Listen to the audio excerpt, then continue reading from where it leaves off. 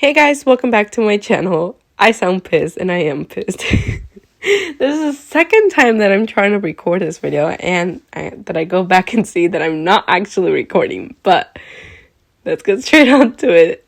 I'm going to show you how I make my healthy apple bread.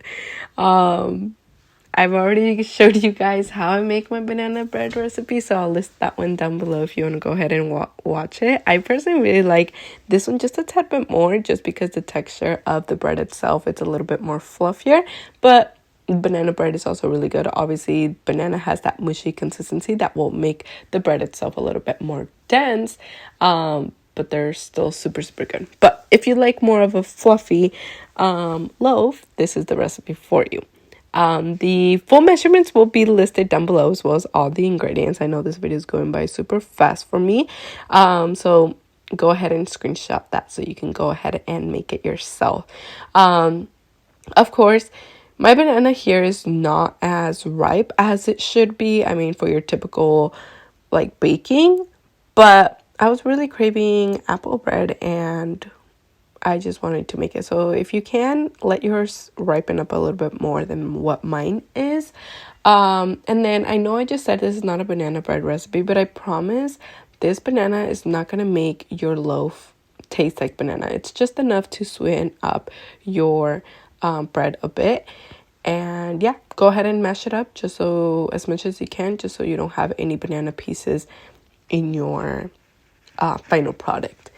And so you will be needing butter for this, and the butter that I'm using, I cannot believe it's not butter, and it's the light version, which has 35 calories per tablespoon, so that helps us keep it lower calories. I will be adding 2 large eggs, and as well in my egg mixture there was a little bit of vanilla extract. That's why it was a different off color, just because I did go ahead and add some vanilla extract. And like you guys know, I love my loaf recipes just because they're done in just one bowl. You start with the wet and then go with the dry ingredients. You want to go ahead and add your sweetener. This is my sweetener of choice that I personally really like and I always recommend, which is monkfruit sugar.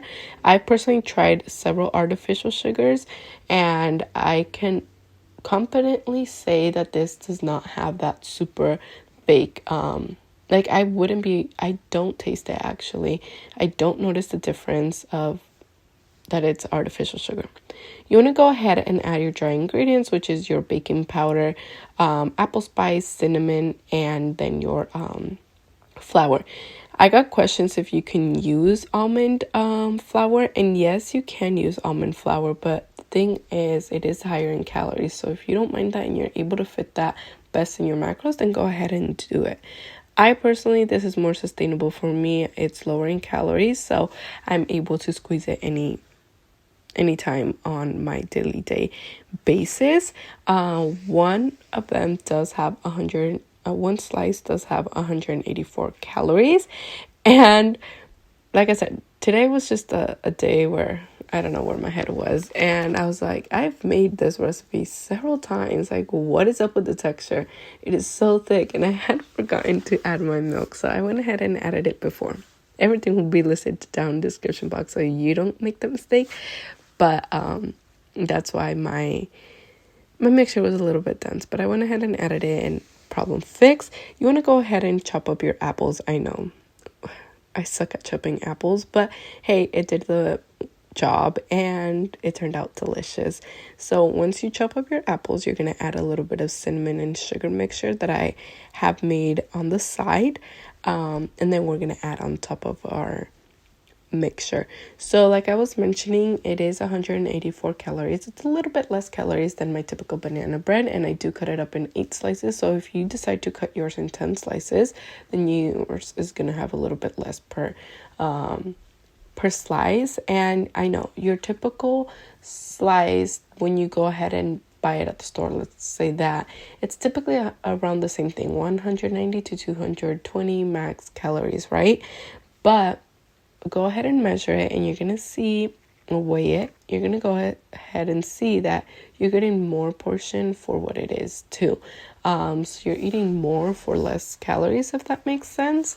So that's way you feel fuller for longer too.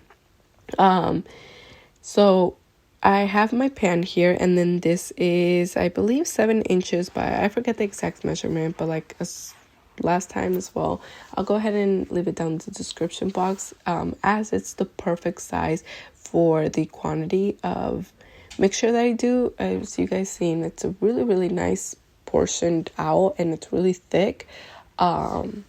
So yeah, I really, really like this size. And I do go ahead and add a little bit of parchment paper on the bottom, and then I just spray the sides with some avocado spray oil. Remember, all those spray oils do have calories.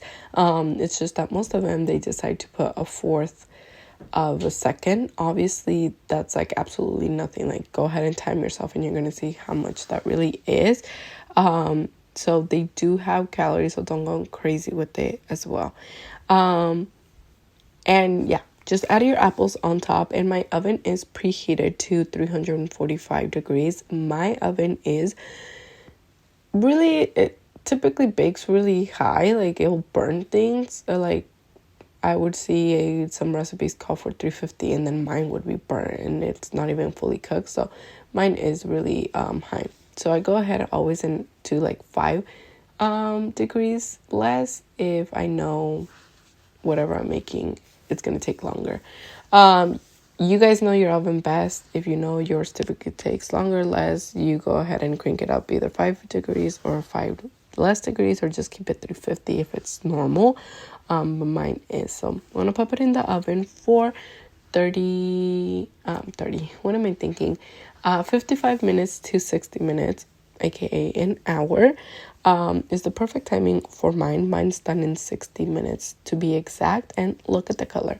It is perfect golden brown color. It's not overbaked. And like I mentioned, I do cut mine in 8 degrees. 8 degrees. See? Where's my head today? Maybe it's after all these tries of trying to re-record everything. But I cut it in 8 slices, and then I do go ahead. I don't know if I did mention this, but I went ahead and weighed mine, and they weighed about 140 to 155 grams, and your typical store-bought ones are typically 50 to 70 grams. What they typically weigh. So like I said, you're getting more for less calories. And yeah, I hope you guys give it out a try. Obviously, let it cool before you're trying to take it out of your pan. And I go ahead and wrap it in some plastic wrap, and that's it. Yeah, that's it. Literally, that's it. I don't know what I'm thinking.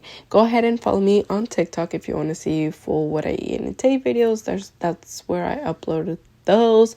If you want to see more food ideas, meal ideas, dinner, lunch, that kind of stuff, you can go ahead and follow me on Instagram, as that's where I post more content of, or sometimes I do little vlogs, or memes. I've been into making some wellness, healthy, or just things that I go, that happen to me in forms of memes. So if you're into that, go ahead and follow me. I'll see you guys next time. Bye.